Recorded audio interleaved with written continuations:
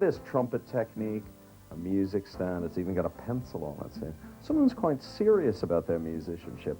They certainly have a professional-looking metronome, and there are a couple of trumpets just waiting to be played. Now, the interest in aviation is obviously a strong one. There's a splendid little model of the Lancaster bomber. And this person likes old and quirky things because here we've got a miniature old-fashioned news camera. As you'd expect, big stereo system and lots of books on music.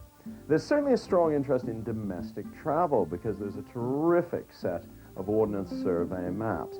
But this is really a sort of boys' bookshelf. I mean, just look at all those wisdoms. And this room has a very masculine feel to it. You know, this big, serious desk and swivel chair. Now, these reference books would show us that the language is very important with this person. And somehow, their livelihood has to do with words.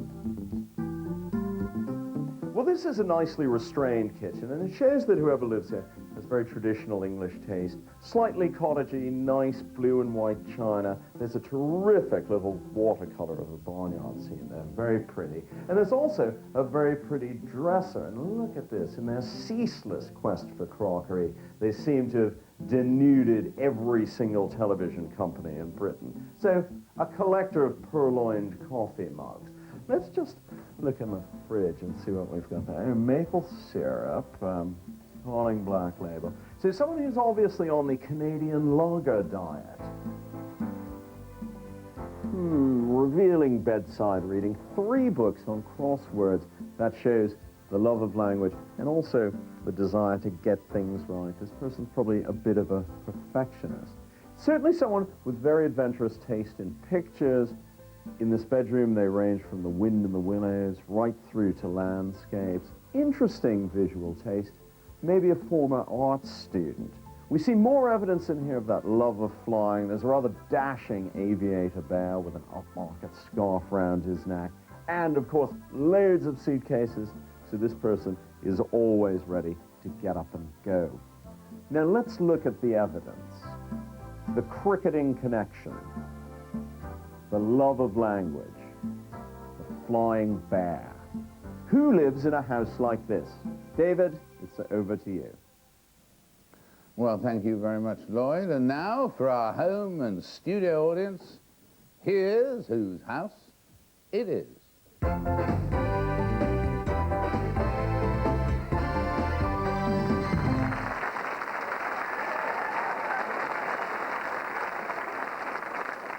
Stephen, it's your privilege. I'm not sure it is a privilege. I've watched this show for 9 years, David. It looks so easy at home, I tell you. You come here and you have a go and you think, I could do that. No, you can't.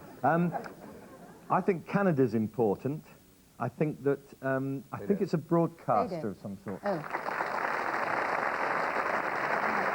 I think the cricket's a hobby. I think so he as well, but I think it's someone who's very... obviously works using those books, the dictionaries, as reference stuff and writes. So. All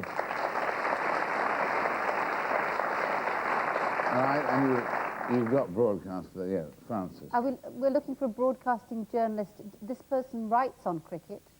This person writes on music. Neither. Person writes on a word processor. Yes. Yeah. You didn't clap. The audience didn't clap on Canadian. So was the Canadian a red herring? Well, the Canadian is something we can find out about, but I don't know what that would be. It's a pity, because I thought it was that Canadian flying trumpeter. Ah. But it clearly isn't. No. I wish it was, but... So he's a radio broadcaster. No, he's not a radio broadcaster. No. No, But he you've pinches all those things from television He's studios. not He's a television sports commentator. Wonderful. Television sports commentator with fast hands, because he's got all those mugs. He's not Canadian. Hang on, all those mugs were breakfast TV shows. So you must have done a lot on breakfast television to have got the mugs. Everybody's done a lot on breakfast television. And there's one part of his television life that you haven't covered yet, which would help you. Does he host a show? Does he...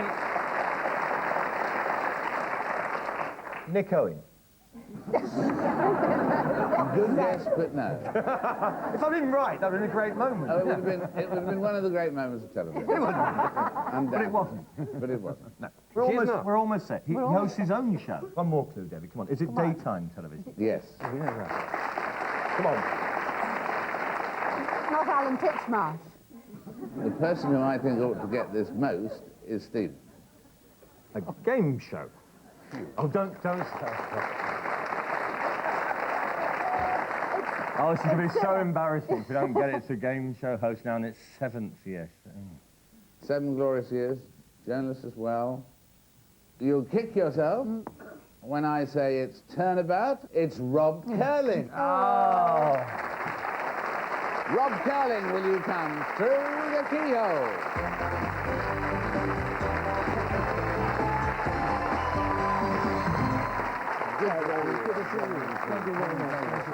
Thank you very much.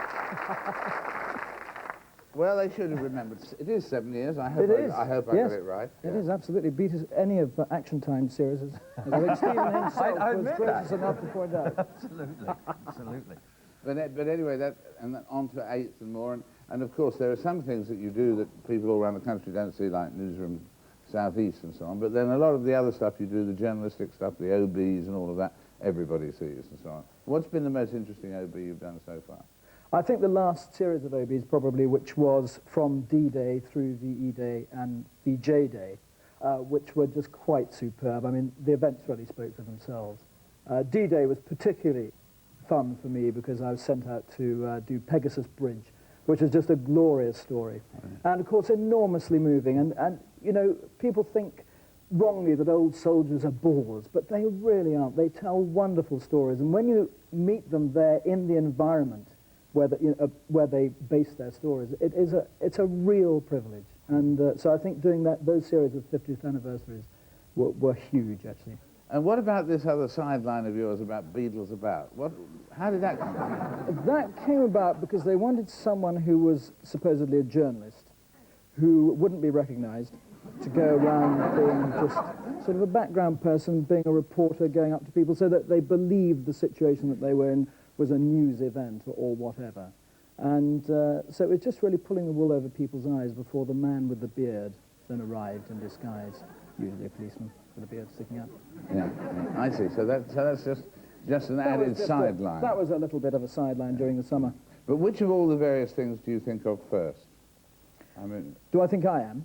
yeah, I mean, if you had to, people often say to me, if you had to give up everything except one thing, I'd hate that, but what would be the one thing that you wouldn't give up? Work-wise, do you mean? Yeah. Would it be turnabout, Stephen, do you think? Stick with turnabout. It's a good game.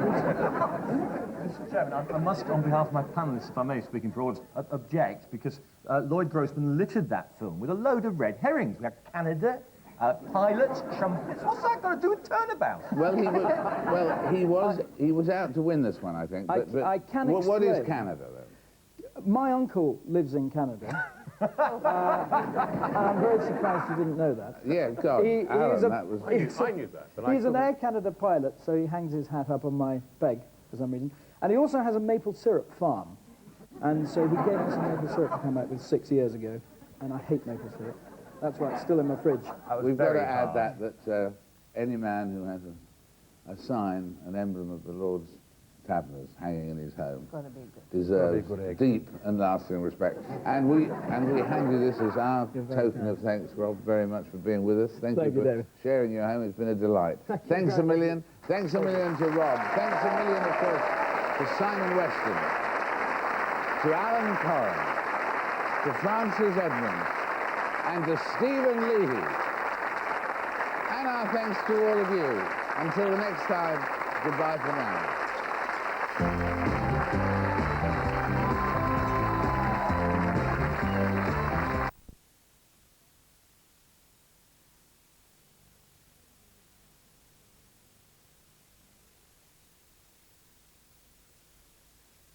Didn't even bother replacing the old padding.